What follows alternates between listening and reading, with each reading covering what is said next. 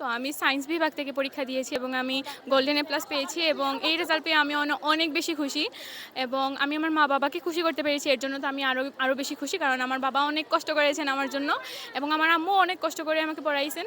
তো আমি আমার মা বাবাকে খুশি করেছি এবং আমার ফ্রেন্ডস, আমার টিচার সবাই খুশি হয়েছেন আমার রেজাল্টের কারণে, তাই আমি অনেক বেশি খুশি। এবং পরীক্ষার মানে রেজাল্টের আগের মুহূর্ত অনেক বেশি মানে ছিল, অনেক বেশি ভয় পাইছি, অনেক বেশি নার্ভাস ছিলাম, টেনশনে ছিলাম, কালকে রাত ঘুমাইও নাই, মানে খানি ঘুম সব কিছু অফ ছিল। তো তারপর যখন আমি এই রেজাল্ট পেয়েছি তাই অনেক বেশি খুশি আছি এখন। আর আমার বাবাও অনেক বেশি খুশি, আমার ফ্যামিলির সবাই খুশি এবং আমার টিচার্সরাও অনেক বেশি খুশি হয়েছেন আমার রেজাল্ট শুনে আর কি। তো আর কি বলবো, থ্যাংক ইউ।